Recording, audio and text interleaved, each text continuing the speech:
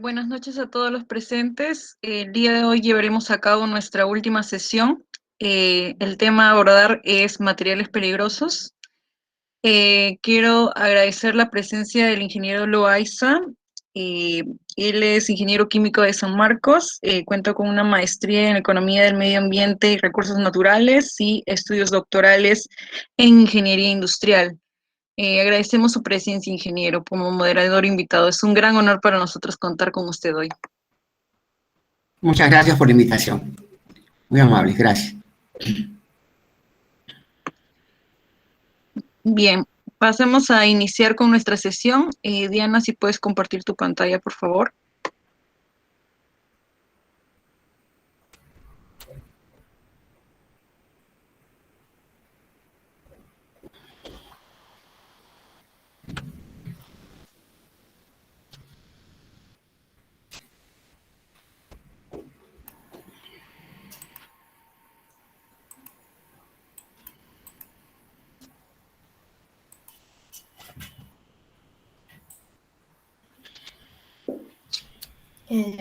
Bueno, buenas noches, ingeniero. Buenas noches, compañeros del Journal Club. Hoy a mí me ha tocado exponer el tema de materiales peligrosos. Mi nombre es Diana Taipe Núñez, soy estudiante de la carrera de Ingeniería de Seguridad y Salud del Trabajo de la Universidad Nacional Mayor de San Marcos. Y bueno, vamos a comenzar con el desarrollo del paper elegido para esta semana, que es los incidentes de emergencia con materiales peligrosos y las consideraciones e implicaciones para la salud pública. Este es un paper de los autores que son Charin Haskin, Sanja Metza y Dino Pisaniello, Ellen Tursnowski, Sam Bruchel y Chrysler Mitchell. Este fue publicado el 6 de julio del 2020. ¿No? El contenido de esta presentación va a ser el siguiente. Comenzaremos con los objetivos, siguiendo con los métodos, analizaremos los resultados, veremos las discusiones y finalmente daremos las conclusiones de este tema.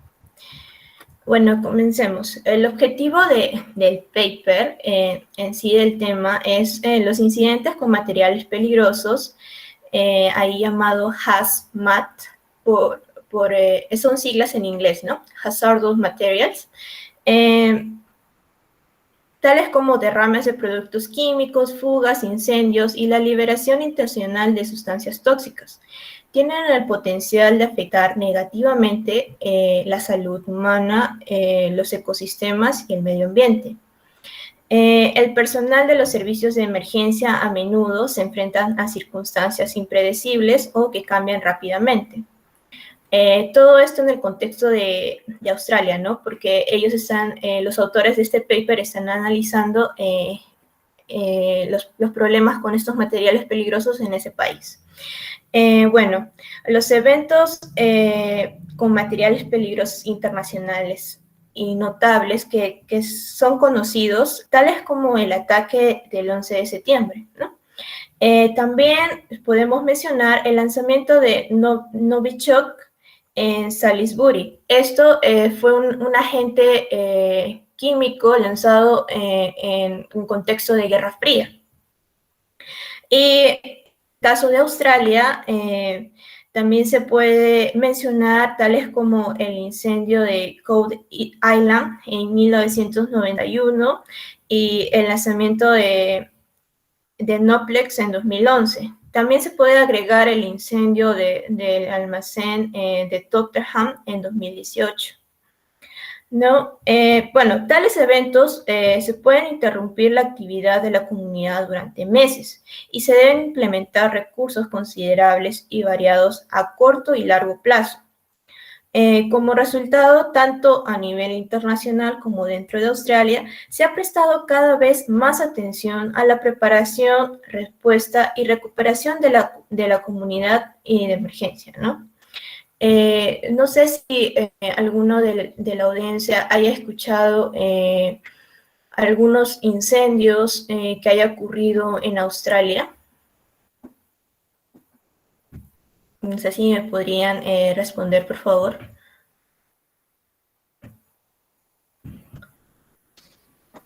Señorita, ¿cómo está? Le habla el profesor Loaiza. No sé si Sí, podría participar. sí, ingeniero, Sí, normal. ¿cómo le va? Sí, hay un incendio, bueno, siempre hay incendios en Australia, ¿no? Pero hay uno que hubo en la localidad de Perth hace unos años que consumió grandes extensiones de terreno, ¿no? Y estos incendios, por supuesto, se deben a la elevada temperatura de determinadas épocas del año y también a la composición de la madera, ¿no? Porque la madera en realidad tiene tres grandes componentes, ¿no? Uno es la celulosa, el otro es la lignina y el otro son los extractivos. Y dentro de los extractivos hay una cantidad importante de aceite dependiendo de la especie. Entonces, eso hace que la elevada temperatura haga que en muchos casos se genere una autoignición. Y es una de las causas de estos incendios en algunas zonas de Australia específicamente y en otras partes como en los Estados Unidos, en California, ¿no? Eso quería complementarle. Sí, sí es correcto, ingeniero, a lo que usted dice. El año pasado hubo, justo en el mes de febrero, demasiados incendios que causaron el sistema de los koalas, ¿no? Muchas gracias por su apoyo. Ahora, siguiendo con la exposición, bueno, los servicios de emergencias y las autoridades gubernamentales están autorizados para responder a estos incidentes y pueden depender de profesionales adicionales para brindar asesoramiento experto en el momento o después del incidente. Bueno, en Australia, la gestión de los incidentes con los materiales peligrosos está predeterminada por procedimientos gubernamentales respaldados por marcos regulatorios. La autoridad de los materiales peligrosos está basada en el Estado. Bueno, para esa parte que van a tocar este paper está enfocado en Australia del Sur, ¿ya?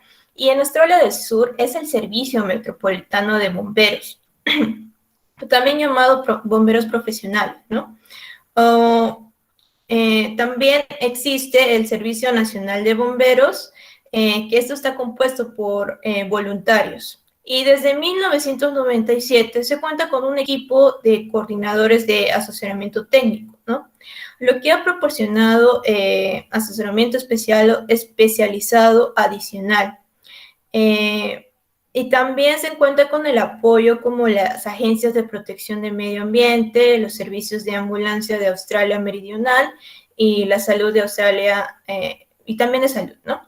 Bueno, a pesar de todas estas respuestas de múltiples agencias en cada uno de los estados australianos, actualmente no existe un esquema de vigilancia nacional que recopile e informe sobre estos incidentes que se relacionan con los materiales peligrosos, ¿no?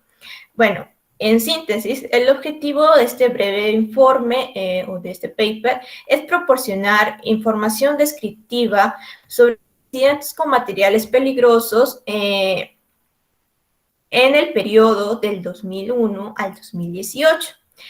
Todo esto para poder ilustrar la diversidad de situaciones encontradas y cualquier tendencia obvia en la información recopilada.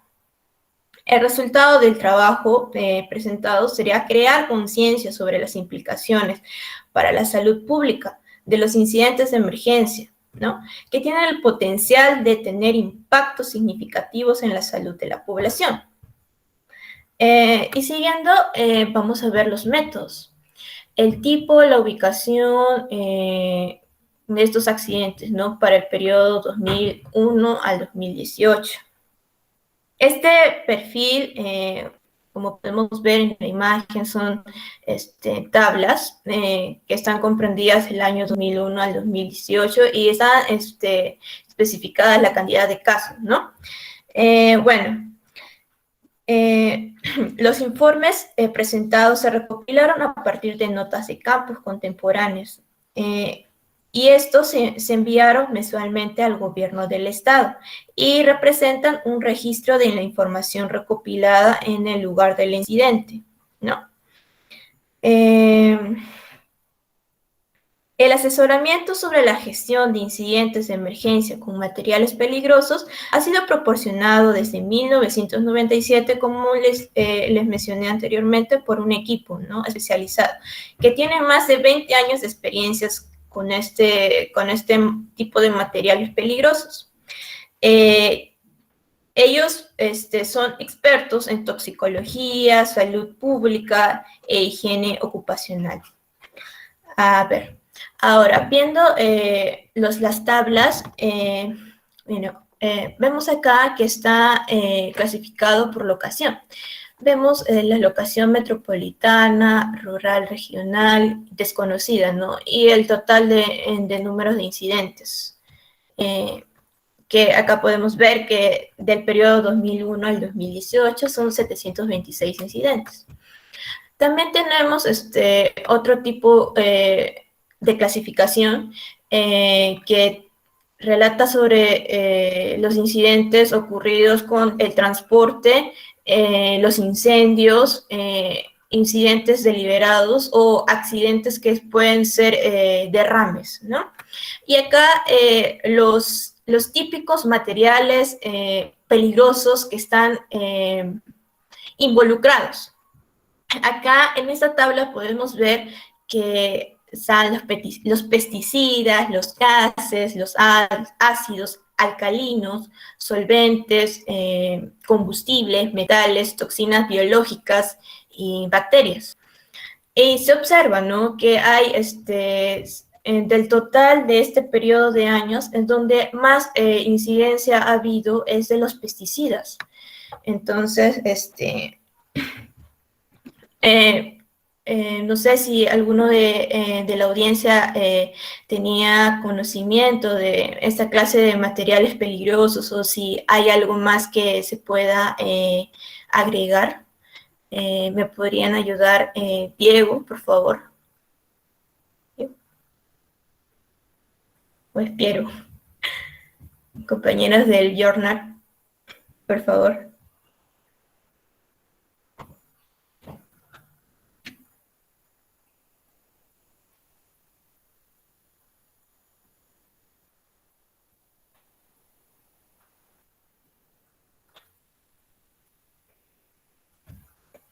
Bueno, como les indicaba, ¿no?, siguiendo con la exposición, estos son los materiales más comunes que se han visto en este periodo de año. Y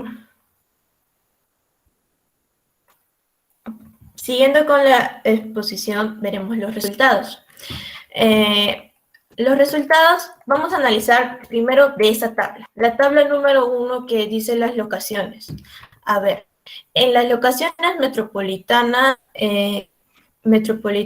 o sea, en la ciudad, se ve con mayor incidencia que en el año 2005 es donde ocurrió el mayor número de incidentes con este tipo de materiales peligrosos, ¿no?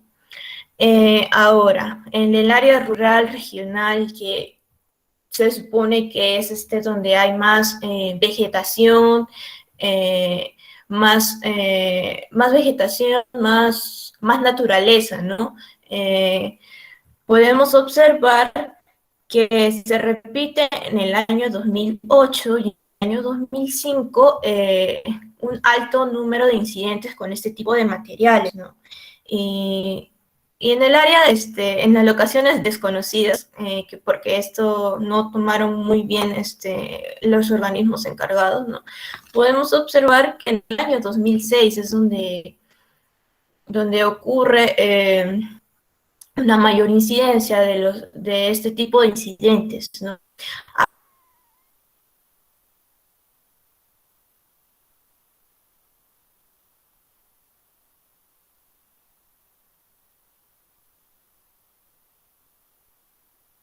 La última fila, pues, de rural y el área desconocida, ¿no? Para todo este periodo del 2001 al 2018 tendremos un total de 726 incidentes con este tipo de materiales.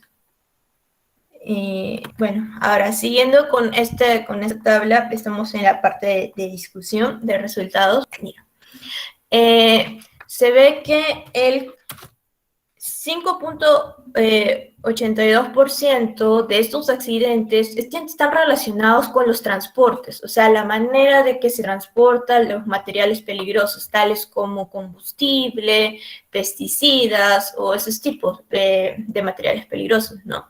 Se ve que hay un 5.82% de estos accidentes. Y donde más se ha podido observar, como se ve, bueno, son dos, ¿no? Son con derrames y con incidentes relacionados al fuego, o sea, incendios. Vemos un total de 107. Ya que muchos de estos materiales transportados son altamente fácil de que puedan combustionar, ¿no? Hacer combustión. Ahora, también se ve de los derrames un total de 293, ¿no? Y otros accidentes que pueden suscitar y no están ahí especificados, yo les puedo mencionar tales como ocurren de que personas inescrupulosas tratan de robar esos materiales peligrosos para poder revenderlos, ¿no? Entonces, al momento de hacer esa maniobra de robar, no saben el daño que están haciendo a la población, ¿no? Si es que ocurre un derrame o pueda ocurrir cualquier tipo de accidentes, tal como derrame o incendio, ¿no? Ya. Ahora, viendo esta última, que son de los materiales peligrosos, ¿no? Que son relacionados en Australia, vemos que son los pesticidas que tienen un mayor número de accidentes, ¿no? Y estos pesticidas, ¿qué incluyen? Incluyen insecticidas, herbicidas y también fungicidas. Luego vemos los gases. En los gases está en el segundo puesto y luego tenemos los ácidos. También tenemos acá con 233 los combustibles. Ahora, ¿por qué en Australia en Australia del Sur hay muchos accidentes relacionados a este material que son los combustibles? Es porque no hay una correcta transporte de estos combustibles, ¿no? E incluso, como les mencioné antes, algunas personas inescrupulosas también lucran con esto, tratan y en ese intento como que no les sale bien y ocurren estos accidentes, ¿no?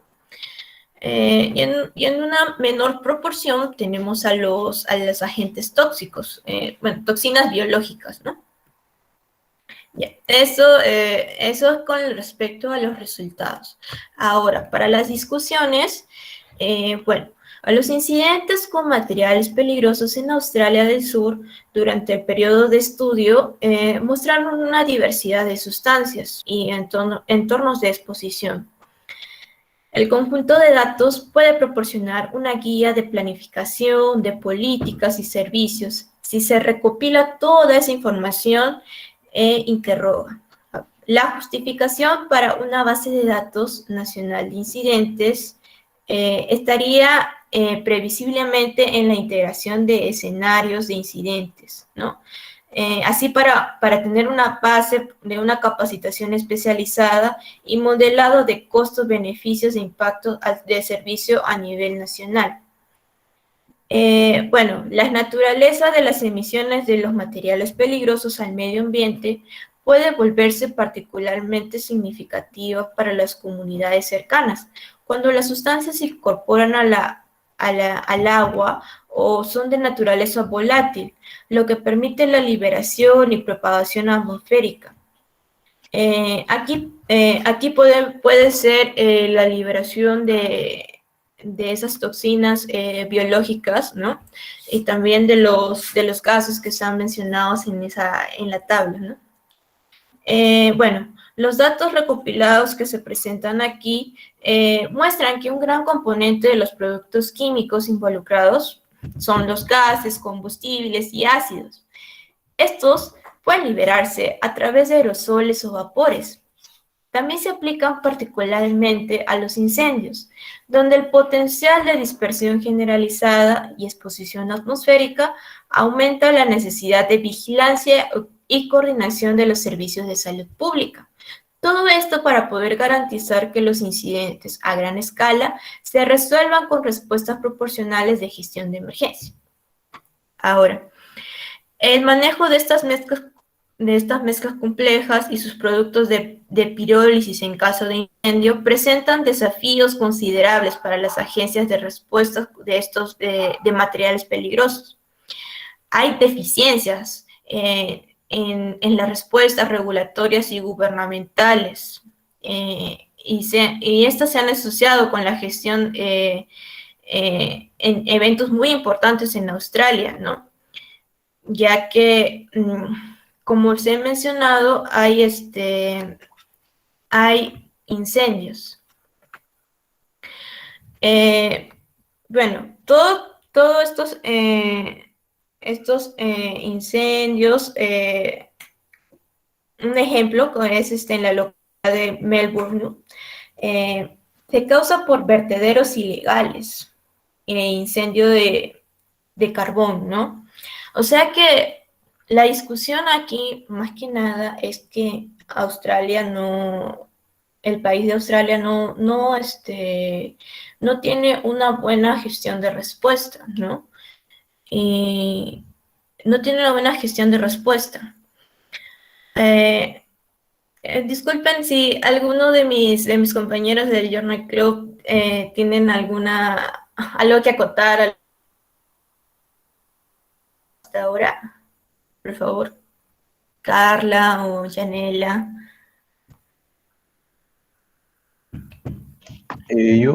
Disculpen. A ver, Sí. de acuerdo, quería hablar un poco sobre las vías de ingreso al cuerpo humano, ¿no? Que son la vía respiratoria, la dérmica, digestiva y también por heridas. Esto también depende de varios factores, como puede ser la temperatura del cuerpo humano, también el grosor de la piel. También hay partes del cuerpo por donde esas toxinas lo absorbemos mucho más rápido. Y creo que también el contacto, el peor caso que se puede dar, creo que es por heridas, creo. Eso quería acotar. Sí, bueno, lo que tú acabas de acotar forma parte de, bueno, esto lo vi en un curso de toxicología, las vías de ingreso, ¿no? Esto sería parte de la toxicinética, cómo un tóxico entra al cuerpo humano, cómo reacciona, ¿no? Sí, y tienes razón de que, o sea, hay varias vías de ingreso y una de esas también es por las heridas. Sí, muchas gracias por tu aporte, compañero. Bueno, siguiendo con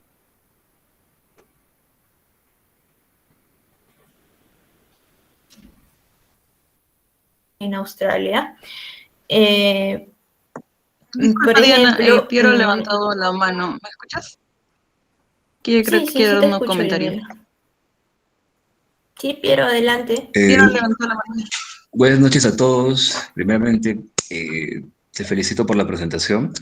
Este es un tema a veces que parece bastante simple, pero detrás de este tema hay bastante importancia, sobre todo en la seguridad y salud en el trabajo. Ya les he comentado a algunos de los miembros de Journal Club. Yo trabajo en una planta envasadora de GLP y justamente la sustancia, el gas, como queremos llamarlo, que por default figura aquí y que es altamente peligroso, es el GLP. Entonces, hay varias formas de clasificarlo. Por ejemplo, yo estuve haciendo estuve trabajando ¿cómo le llaman a esto? Estuve trabajando un plan de contingencia en la cual un ítem que te pide que es justamente describir el GLP. En el rubro de energía, lo general es siempre tratar de identificarlo mediante dos categorías. Lo ubicamos según la Organización de las Naciones Unidas, o sea, la ONU, o el sistema de globalmente armonizado, el SGA, como le conoce. En la ONU, que es la más conocida, nosotros trabajamos al GLP con características que ya sabemos, le llamamos que es un gas inflamable, tiene una categoría de 2 y una serie de características. Sin embargo, el órgano regulador, el OCENERMIN, que se encarga justamente de hacer las supervisiones de toda la cadena de valor de nuestra plata envasadora, ellos tienen una forma práctica de cómo categorizar a este gas. Ellos le suelen llamar a todas las partes que implican seguridad áreas clasificadas. Cuando les mencionan áreas clasificadas, hacen alusión a 3 tipos. Hablan de la clase, la división y el grupo. Para el caso del GLP, dicen que es una sustancia que pertenece a la clase 1, dicen que pertenece a la división 2 y que pertenece al grupo D. Cuando se refieren a la clase 1, hacen alusión a aquellos gases y vapores que en cierta concentración en el medio ambiente pueden generar combustión y por lo tanto pueden generar un siniestro. Cuando refieren a la división 2, se hacen alusión a que esta sustancia en un procedimiento común de rutina podría generar un siniestro. Como hablamos de trasiego, es decir, de pase de camión a tanque o de tanque a cilindro de GLP, de todas maneras hay un peligro natural propio de la actividad misma, por eso que se le conoce como división 2. Y decimos que es grupo D, porque estamos trabajando con combustibles y derivados de hidrocarburos. Por eso mismo que el GLP en este business se le conoce como clase 1, división 2 y grupo D, según la RCD de los CENERMIN desde el 2015. Me parece muy interesante porque estamos hablando justamente de estos detalles. Y hace un ratito me llamaste, creo que estaba justo con problemas de conexión. Yo vivo en Huancayo, acá llueve bastante y a veces la cobertura falla, no me pude conectar. Sí, no te preocupes, gracias por tu aporte, Piero. Bueno, siguiendo con la exposición, también quisiera mencionar algunos incidentes que ocurrieron en Australia, ¿no? Por ejemplo, una toxina extremadamente potente llamada la palitoxina. Bueno, el caso fue que querían limpiar un coral de pecera con esa sustancia y provocó que el mal manejo de esta sustancia peligrosa provocó que todos los integrantes que vivían en ese apartamento sufrieran vómitos, dificultad respiratoria y requieran una hospitalización prolongada, ¿no? También otro incidente, pero este incidente sí llamó la atención internacional, es de que utilizaron explosivo llamado tripóxido de triacetona, que en Australia es conocido como con el nombre informal de madre de Satanás, ¿no? Y este potencial de daño de este uso de explosivo provocó que pusiera en peligro el área, ¿no? El área en donde vivían era un área rural, ¿no? Pero en ese área vivían muchas personas que también habían niños, ¿no? Bueno, este incidente les puso alerta al gobierno y se dieron cuenta de que, como mencioné en el desarrollo de esta exposición, de que están carentes de una acción de emergencia, ¿no? Ante los incidentes con estos materiales peligrosos. Ahora, tengo las conclusiones de que, a ver, La visión de los datos disponibles también sugiere que la recopilación de datos de incidentes adicionales sobre toxicidad u exposición pueden proporcionar más información que permita mejorar la eficacia de la respuesta, reforzada por hallazgos de investigación aplicada sobre mitigación de la exposición a estos materiales peligrosos. Y bueno, tal recomendación garantizaría que la información basada en esa evidencia esté disponible para el desarrollo de las políticas de salud pública en respuesta a las emergencias, ¿no? Como les digo, más que nada es que en Australia refuercen ese plan de emergencia contra el transporte o todo lo que tenga que ver con los materiales peligrosos, ¿no? Para reducir de esa manera los incidentes tales como hay en el transporte o los derrames que ocurran, ¿no? Bueno, eso sería todo por mi exposición. Muchas gracias.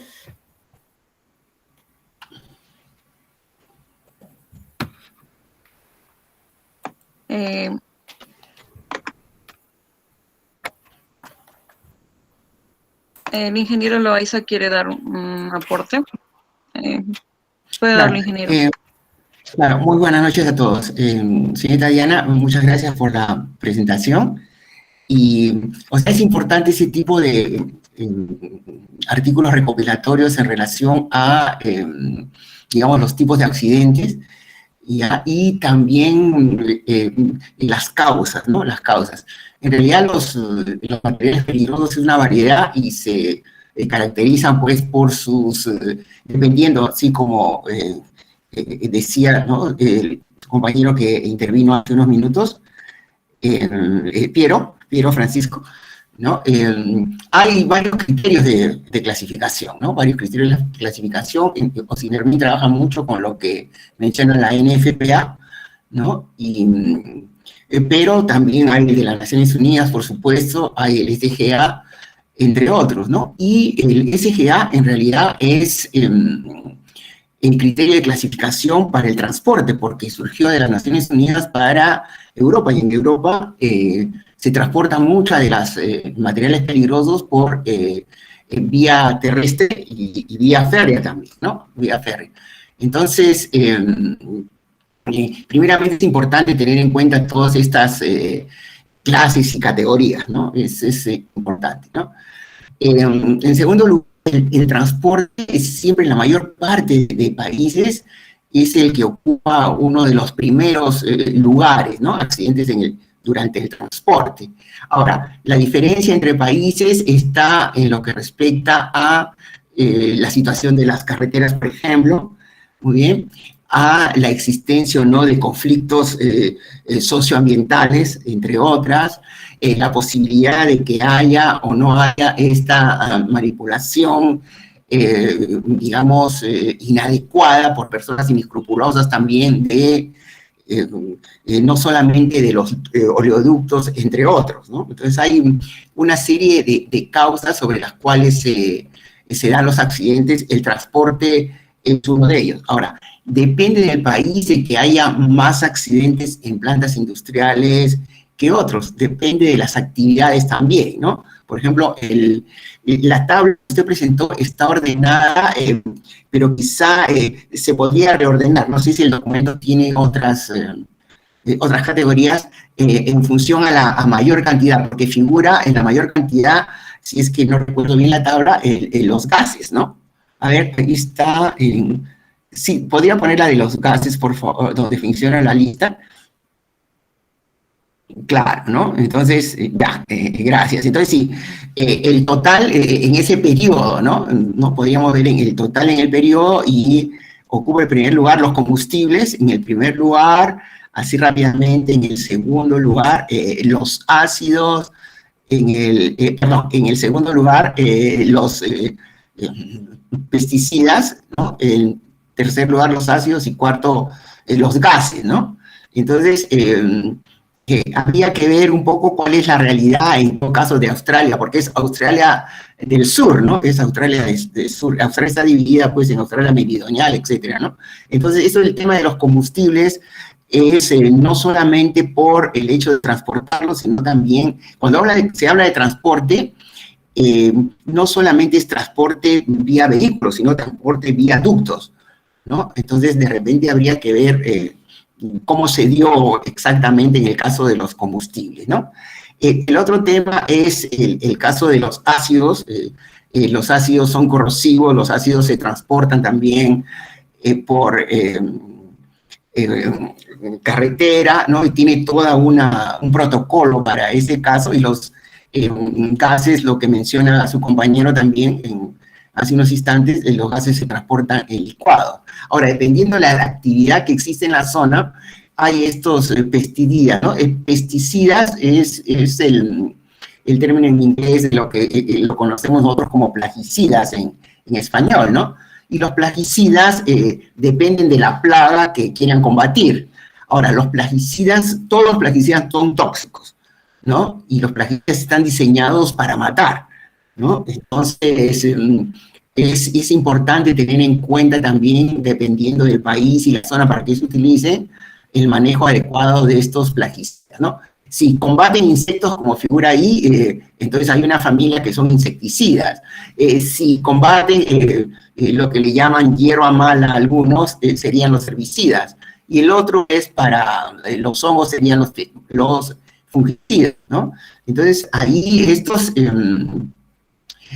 lo que menciona el artículo sería, no sé si usted me puede dar mayor información, accidentes que han habido en el transporte de pesticidas, por ejemplo, o ha sido un accidente que hubo en unas plantas que fabricaban pesticidas, ¿no? O más o menos cuál es la información con respecto al artículo, porque digamos, ocupa un segundo lugar, ¿no? Si es que nosotros tenemos con respecto a todos estos años, ¿no? Porque definitivamente el trabajo con plaguicidas tiene que ser muy cuidadoso, inclusive la forma en que se almacena, sí, y la forma en que se capacita y la forma en que se controla, ¿no? Porque como son las personas que ya trabajan con estos plaguicidas, saben que son completamente tóxicos. Entonces, caer en manos de personas inescrupulosas podría traer, digamos, otras consecuencias, ¿no? Muchos de estos plaguicidas son utilizados por personas que tienen problemas psicológicos, problemas personales, etcétera, y para suicidios, ¿no? Muchos de los suicidios ocurren con estos plaguicidas, ¿no? Entonces, también sería tenerlo en cuenta ello. Otra cuestión que usted mencionó fue la capacidad de respuesta. Sí, y eso es fundamental, ¿no? Pero en la capacidad de respuesta no solamente están involucrados, como usted mencionó, los bomberos, ¿no? Sino también están involucrados otros sectores de la comunidad, ¿no? Están involucrados los sectores de salud, está involucrada la policía, ¿no? Están involucrados, digamos, las asociaciones de profesionales, las universidades, incluso la iglesia, dependiendo. O sea, todos tienen que estar muy bien coordinados, ¿no? En caso de que haya una zona en que pueda ser susceptible a sufrir el riesgo de un accidente, ¿no? Entonces, imagínense una vía, ¿no? Y que en esa vía hay una planta química. Entonces, es posible que si ocurre un accidente en la planta química, aquellos que están circulando por la vía carretera puedan verse afectados, ¿sí? O hay una planta química y cerca hay otro tipo de infraestructuras. Entonces, todos los que están a sus alrededores, para mejorar la capacidad de respuesta, que implica tener una menor cantidad de daños, no solamente materiales, sino daños humanos, los daños a la salud de las personas, tendrían que estar preparados, ¿no? ¿Y cómo se prepara para eso? Hay, digamos, las Naciones Unidas tiene un programa que se denomina el programa APEL, ¿no? APEL por sus siglas en inglés, que es para hacer frente a estas emergencias a nivel local, ¿no? Y esto implica que todos los involucrados en un área determinada sepan qué hacer en caso de que ocurra tal o cual aspecto, y en eso se da la capacidad de respuesta. Para tener una mejor capacidad de respuesta, lo que hay que hacer es prepararse, ¿no? Con simulacros, ¿no? Con simulacros. ¿Qué pasaría? ¿Qué haríamos si existe, imagínense, una explosión en esta planta química? ¿Qué haríamos si existe un accidente en esta planta química, por ejemplo, ¿no? ¿O qué pasaría si hay un derrame, como figuran también algunas de las situaciones? ¿Qué pasaría con un derrame en tal o cual situación? ¿Qué podríamos hacer, no? Y eso implica, pues, una capacitación y un esfuerzo, ¿no? Porque cada uno de los involucrados debería tener algún plan para hacer frente a una contingencia, ¿no? Entonces, más o menos por ahí es un complemento a lo que usted mencionó y que es importante tenerlo en cuenta, ¿no?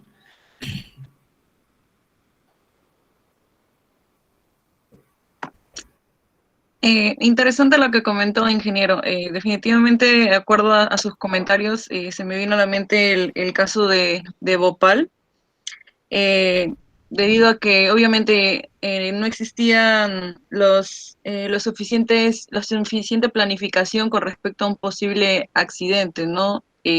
Tanto que no, quizás la población desconocía mucho acerca de este producto químico, del isocianato de metilo, que era un gas tóxico y que además de ello no existían el suficiente equipo médico y bueno, esto que causó casi medio millón de personas fallecieran debido a esta inadecuada planificación ante un material peligroso tan cercano a esta área, ¿no?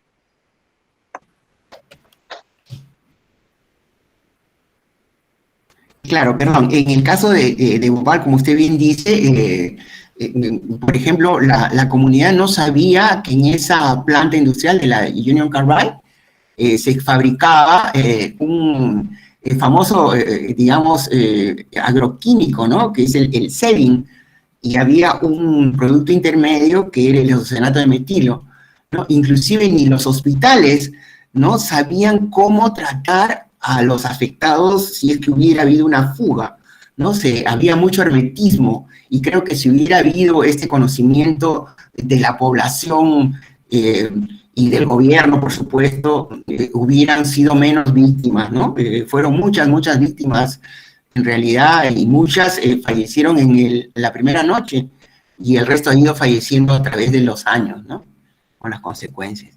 No, con los agentes químicos hay que tener mucho cuidado y hay que tener mucho conocimiento frente a ello, ¿no? ¿Qué hacer bajo tales o cuáles condiciones, ¿no?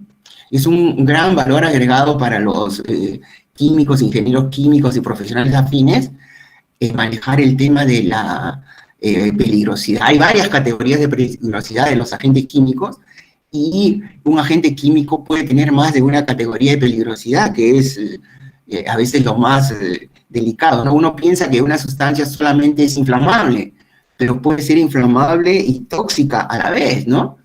Entonces, esto es importante tenerlo en cuenta, ¿no?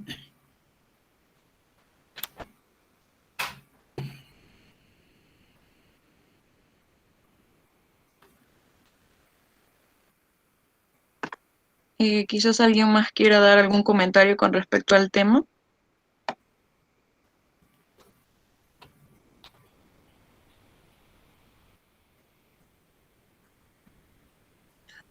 Sí, ¿me pueden confirmar si me escuchan, por favor?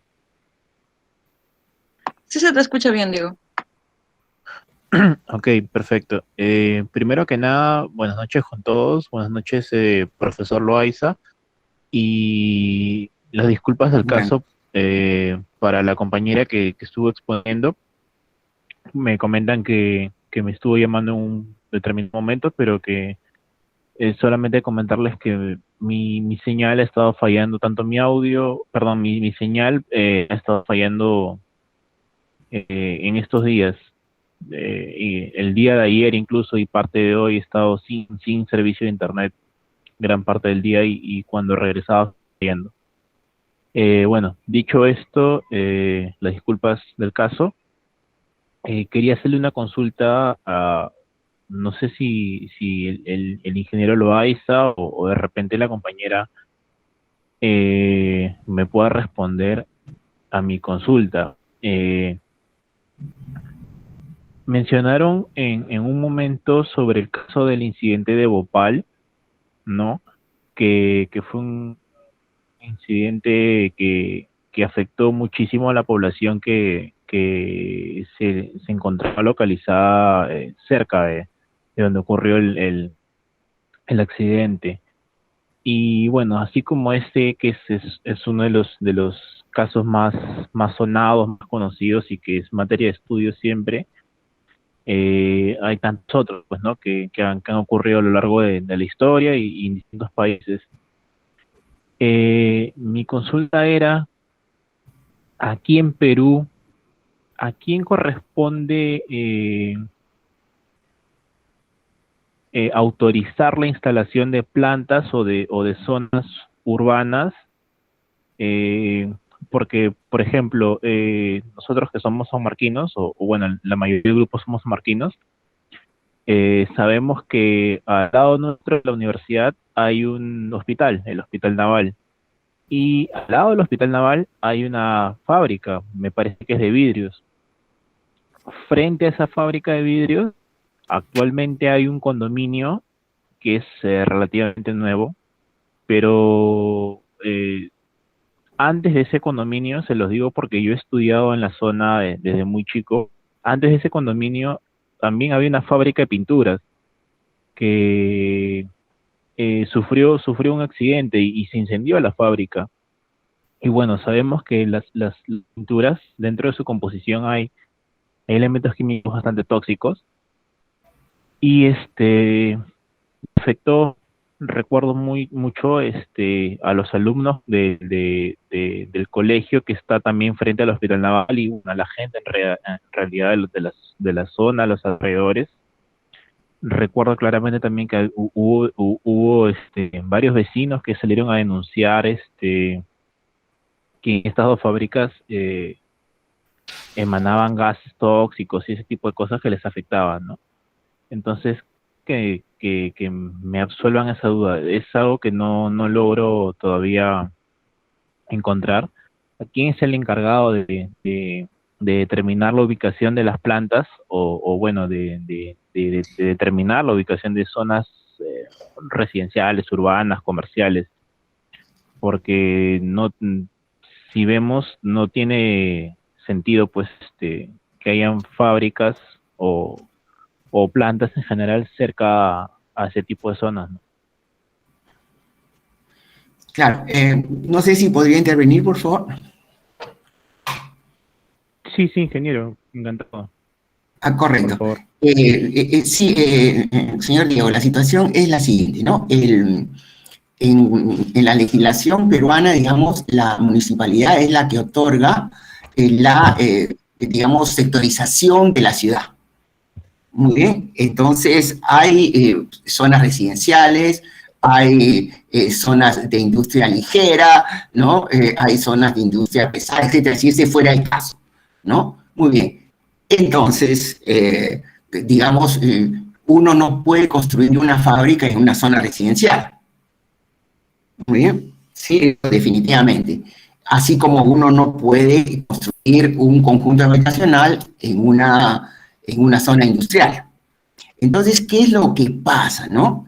Que cambian de autoridad edil, cambian de alcalde, y este alcalde, en muchos casos, por presiones determinadas, cambia lo que se llama la zonificación, ¿no? Entonces, lo que era antes una zona, por decirle, semi-industrial, ¿no? Ahora pasa a ser residencial, ¿no? Entonces, eso es lo que está dando estas incoherencias, ¿no? Esta serie de situaciones ahí. Entonces, por ejemplo, lo que usted menciona de la avenida Venezuela es una situación muy, muy especial. Si uno ve las fechas en que las plantas digamos, se establecieron, es mucho antes de que esté ese conjunto habitacional, ¿sí? Entonces, a veces en algunos lugares se habla de la ley del primer ocupante, ¿no? Entonces, resulta, yo estuve ahí como fábrica antes porque era la zona industrial y resulta que ahora cambiaron los alcaldes por situaciones muchas veces de política interna, se cambia la zonificación y resulta que yo que estaba en zona industrial ahora estoy en zona residencial, ¿no? Y ustedes saben lo que significa mover, ¿no?, una infraestructura. Ha sucedido, hay un caso que es de la refinería 18 de marzo en México DF, ¿no? Y esto prácticamente es un caso similar, pero digamos en mucho mayor envergadura, ¿no? Que al lado de la refinería, que fue la primera, porque la refinería es de los años 30, ¿no? Comenzó a crecer la ciudad. Entonces la refinería quedó en medio de la ciudad. Y como adicionalmente Ciudad de México tiene una situación muy especial en relación a que está en un valle situado en cerros, hay un fenómeno que se llama inversión atmosférica, ¿no? Esta inversión hizo que conforme iba funcionando la planta, cuando no había gente no se percibía, pero cuando se llenó de población ya se percibían los efectos, ¿no? Entonces la presión fue tanta que la refinería se vio obligada a cerrar, ¿sí? Y desmontarla completamente, esa refinería de Pemex, con todo el dinero que maneja Pemex, y salió la refinería de la zona. Muy bien. Y el lugar quedó completamente deteriorado por la cantidad de químicos relacionados con la industria del petróleo, ¿sí? Y el gobierno, junto con Pemex, le dieron la tarea a diversas universidades, muy bien, de lograr remediar el suelo contaminado con diversos tipos de hidrocarburos. Muy bien. O sea, le dieron la responsabilidad a la universidad y le dieron el dinero necesario para que investigue, pero a su vez podían tener alianzas estratégicas con empresas que manejen maquinaria, etcétera, para hacer la limpieza de la zona. Muy bien, ahora eso se llama el Parque Bicentenario, que tiene otras características, ¿no? Pero más o menos un poco se dan las cosas así como le he mencionado, ¿no? La empresa, la fábrica de vidrio es una, pero la otra fábrica es Preserve, ¿no? Que está ahí, la que gases industriales, estaba Liquid Carbonic ahí, y entre otras, ¿no? Y como usted bien dice, Vencedor, que fue un incendio hace varios años, y nos tocó estar en la universidad y tener que abandonar en determinado momento, ¿no? Sobre todo los que estábamos más cerca a la Huaca, ¿no? Pero, como le digo, no teníamos ningún conocimiento de lo que ocurría ahí exactamente, ni se nos había convocado para formar este grupo para hacer frente a una contingencia de este tipo, ¿no? Entonces se plantean varias cosas interesantes para discusión. Es el tema de la zonificación, ¿no?, de una ciudad, y las ciudades deberían tener una zona industrial, pero hay un crecimiento, pues, de la ciudad que no está perfectamente determinado, ¿no? Y como lo vuelvo a repetir, a veces cambian los alcaldes y cambia la zonificación, ¿no? Eso ha ocurrido en el Callao ya varias veces, ¿no? Bueno, disculpe si me extendí un poco, ojalá que haya podido colaborar en algo con la consulta del señor Diego. Me queda claro, pero muchas gracias por su contribución, por responder a mi consulta. Ok, gracias.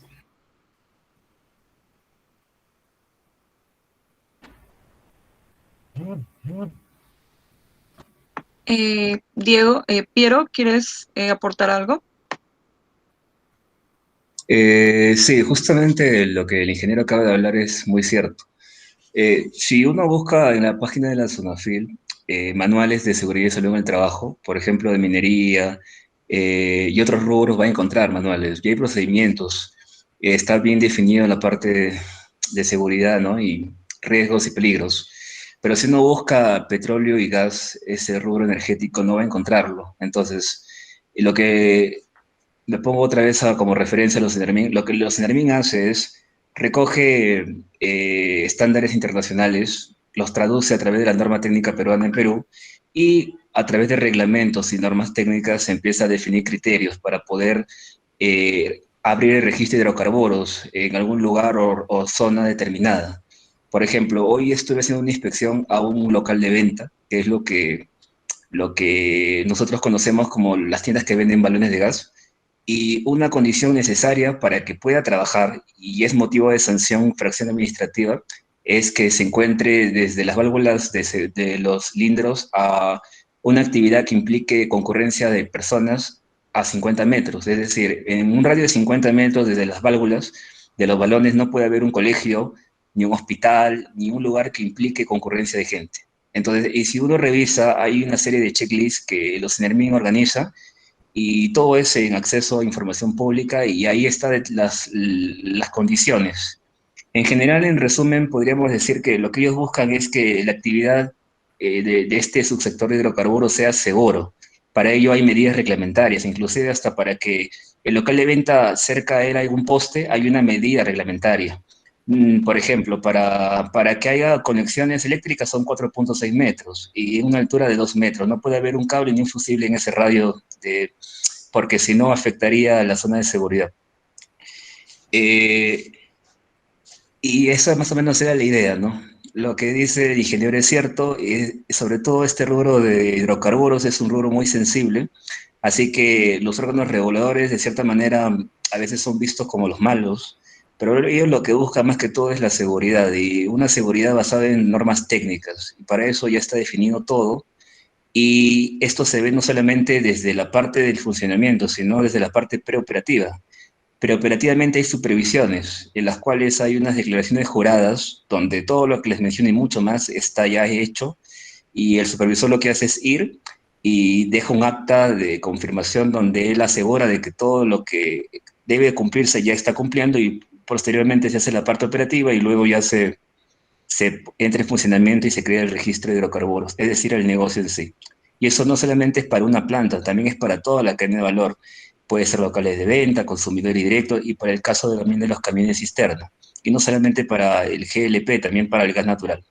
Eso solamente era un detalle que quise comentarles.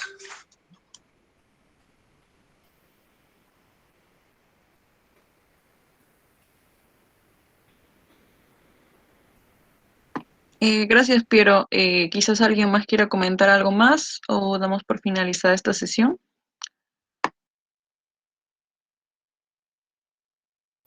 Sí, bueno, yo quería agradecer las intervenciones de mis compañeros y la intervención del ingeniero. En serio, con sus aportes he podido aprender un poco más de lo que no estaba muy familiarizada, ¿no? No sabía sobre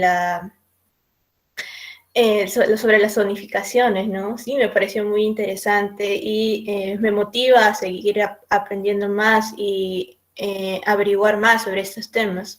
En mi caso, este tema es nuevo para mí. Yo en cursos de carrera he visto el curso de toxicología, ¿no?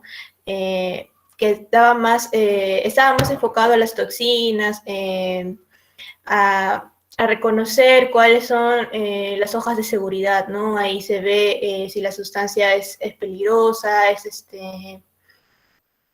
fácilmente puede ser combustión y los primeros auxilios, ¿no? ¿Qué es lo que cómo se tiene que actuar si una persona está en contacto con estos tóxicos? Y, o sea, aprender leer sobre el tema de esta semana que fue los materiales peligrosos es algo nuevo para mí, ¿no? Y agradezco mucho, vuelvo a reiterar sus participaciones, este feedback ha hecho que mis conocimientos incrementen un poco más, ¿no? Y me motiva, como les digo, a seguir aprendiendo. Son tantas normativas que hay que seguir actualizando, leyendo, para poder conocer todo lo relacionado a seguridad, ¿no? Seguridad es una rama muy interesante y tiene demasiada información, ¿no? Y eso es lo que quería acotar. Gracias. ¿Podría complementar, por favor? Claro, ingeniero. Algo pequeñito, yo sé que ya estamos en la hora, ¿no? Pero fíjense, el tema de seguridad tiene dos niveles, ¿ya? Uno es seguridad en plantas industriales y el otro es seguridad laboral, ¿no? Digamos, la seguridad en plantas industriales es el caso de que ocurra, por decirles, una explosión, ¿no? En una planta industrial, ¿no? Por un agente X, ¿no? O que ocurra un incendio, ¿no? Un incendio es un fuego que está fuera de control, ¿no? O que ocurra una fuga de un gas tóxico, ¿no? Es un accidente, digamos, industrial. Pero hay el otro que es el accidente laboral, ¿no? Que es el accidente de todos los días. Disculpen que lo diga en esa forma, ¿no? Pero que un trabajador, por ejemplo, se chanque, ¿no? O se corte mientras está haciendo una actividad, etcétera. Pero también puede ser un accidente en caso de que haya el contacto, ¿no? Vía inhalación, por decirlo, o que el trabajador vía inhalación entre en contacto con esta sustancia tóxica. Eso también es un accidente. Entonces, es bien interesante tener clara esa diferencia, ¿no? De repente hay algunos profesionales que son especialistas en accidentes industriales, otros que son especialistas en accidentes laborales y otros que son especialistas en higiene industrial, ¿no? La higiene industrial es la adquisición de enfermedades como consecuencia del trabajo que se realiza en cualquier actividad en general, ¿no? Y más en actividades relacionadas con agentes químicos, ¿no? Entonces, esta higiene, que es muy importante para el caso de las sustancias peligrosas, sí, a pesar de que tiene que ver con la salud, no es una especialidad médica, sino que las podemos hacer ingenieros de diversas especialidades. Inclusive lo hacen profesionales de otras especialidades. Muchas veces uno encuentra en una planta que hay otros profesionales, ¿no? ¿Ya? Porque ya cuando se trata de curar, ¿no? O cuando se trata de rehabilitar, etcétera, sí ya entra un médico, ¿no? Y otra observación importante es que el médico tiene que saber de cómo actúan los agentes químicos en el organismo, ¿ya? Porque los síntomas pueden ser similares, pero las causas pueden ser distintas, ¿no? Por eso lo que bien menciona la señorita Diana, es importante tener la hoja de seguridad cerca cuando ocurra, por ejemplo, un accidente laboral, ¿sí? O cuando ocurra algún problema relacionado con la absorción de un químico por parte de un trabajador, ¿no? Hay que llevar esta hoja de seguridad para que el médico sepa con qué agente está tratando, porque hay un número dentro de las 16 opciones de la hoja de seguridad donde dice qué hacer en caso de primeros auxilios, ¿no? Entonces, de repente llega alguien que ha estado en contacto con un agente químico y el médico dice, pues, no, hay que inducirlo al vómito. ¿Ya? Y uno mira la hoja de seguridad y dice, cuando ocurra esto, no tratar de que el trabajador o la trabajadora, digamos, inducirlo al vómito, ¿no? Porque eso puede ser contraproducente. Entonces, miren qué importante es el hecho de manejar las sustancias químicas, y si ustedes tienen ese interés, por eso están en el grupo también y han tocado este tema, ¿no? Eso les da un valor agregado a su carrera, ¿no? Conocer de agentes químicos, y uno nunca deja de conocer porque cada vez salen nuevas agentes químicos, ¿no? Nuevas sustancias que hay que esperar un poco el paso de los años para ver los efectos que tengan, ¿no? Y sobre todo hay unos agentes químicos que los efectos concretos para una exposición, digamos, a pequeñas cantidades, se ven después de muchos años, ¿no? Entonces, es importante, ¿no? Que ustedes consideren esto. Más bien yo les agradezco por la invitación. Yo un poquito tarde salí de una conferencia también, que me disculpen por eso, pero yo les agradezco mucho y los felicito por esa, ¿no?, predisposición de siempre seguir avanzando, ¿no? Muchas gracias.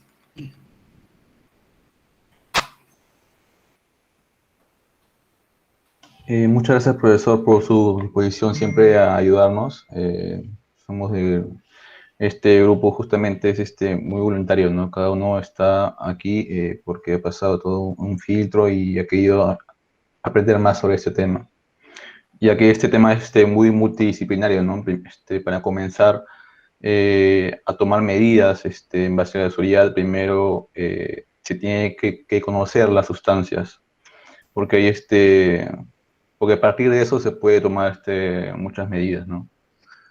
Bueno, quisiera agradecerle también mi parte y parte de Carla también que no está presente, que participa como moderadora también.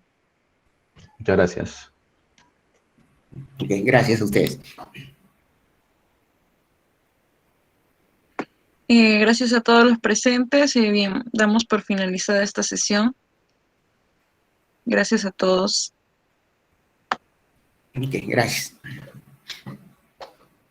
Sí, podemos tomarnos la foto, por favor. Podrían prender sus cámaras, podrías dejar de compartir bien.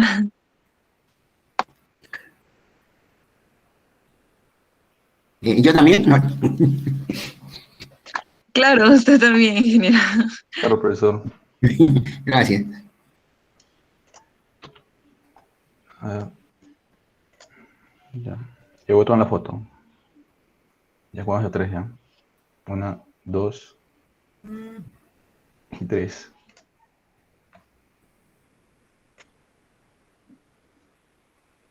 Ahí está, ahí estamos. Ya está. Y luego soy el grupo.